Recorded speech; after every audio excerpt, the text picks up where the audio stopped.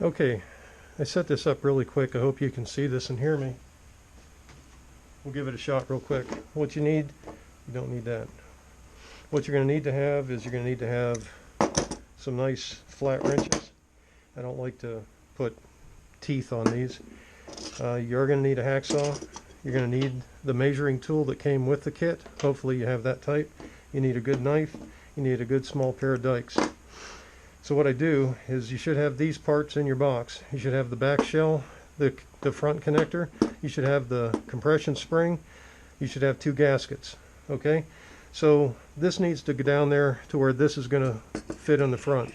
So you need to get down about that far. Okay? That's all I do. I just eyeball it to where you have that and this, and it's going to plug into the top. You want to be able to clean this, so you want to go down about that far. So we're going to go down to about here. Okay, open up your knife, and this is one, if you follow the directions, they want you to do on the rise. So I follow the directions and put it on the rise. Cut down to the copper, and then cut it off. Okay, open that up. Don't nick the copper. And you want to kind of have a neat end on there. Okay, so that's what you want. What you're going to do at this point is you're going to take the back gasket, the weather gasket, and you're going to get that put on. So put your weather gasket on down to right there. Oh, forgot one thing you need. You should have some silicone. Sometimes it comes in the package and sometimes it doesn't, but you want to silicone the gasket on the back. Okay,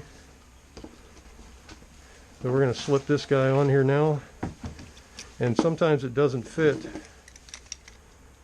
so you need to smooth the top of the Heliax to where it'll fit over.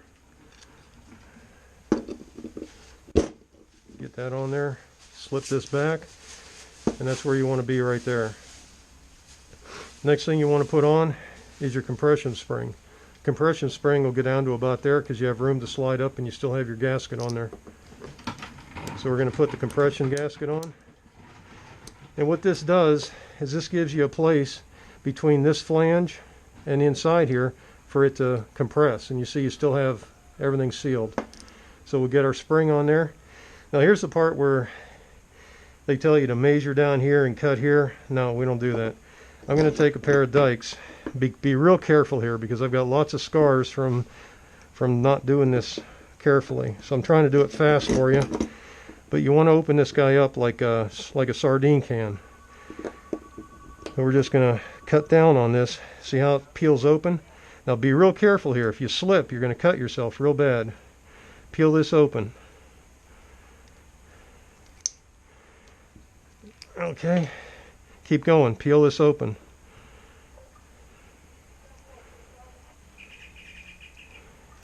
And we're going to keep going. Now be careful. This is razor sharp. We're going to go down here, and here's where you want to start being really careful. That up there we could be sloppy at. You want to get down here, and you see this is where they tell you to cut this with a hacksaw on the rise. But we're going to play sardine can with it. Alright, so here's the final step, and this is where if you slip you're going to cut your finger real bad. I'm going to try not to show you that. See, that's just razor sharp right there. We're going to open this guy up right here. There we go. Now you see how it's even peeling it back and making a little flange? Here we're going to open this up. Keep peeling it back. Peel it back. Peel it back. Okay? You almost have a nice flange there. Okay, we're going to go down here. Now, what you don't want to do is you don't want to nick the inner copper. So try to judge and just do some pinching on the dielectric. We're just going to pinch the dielectric and we're going to peel it off. Again, don't hit that with your knuckle. We're peeling off the dielectric. We're not nicking the inner copper. The the Heliax of today versus the stuff they built in the 60s and 70s, I don't know if you can see it on the camera, but it only has a skin of copper. The inner is tin. If you cut the copper on the outside, you break the RF flow, because RF flows on the skin of the copper. It doesn't flow through the center. So again, don't nick that. Now here's the only place that you're going to have to measure, and you don't have to measure. You should have this little gauge that came with the kit. You slide this on here, and that's your spacing.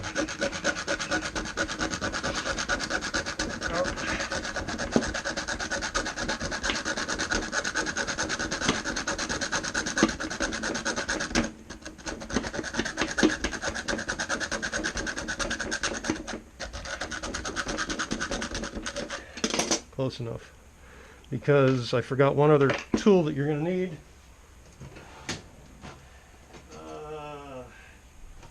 Hang on, I'm looking for it. There it is. You need a fine file, because what we're going to do is we're just going to chamfer the ends. You don't want to try to put square ends in to that connector, because you can bust the lips of it and you've ruined your connector. So you just want to put a small bevel on here.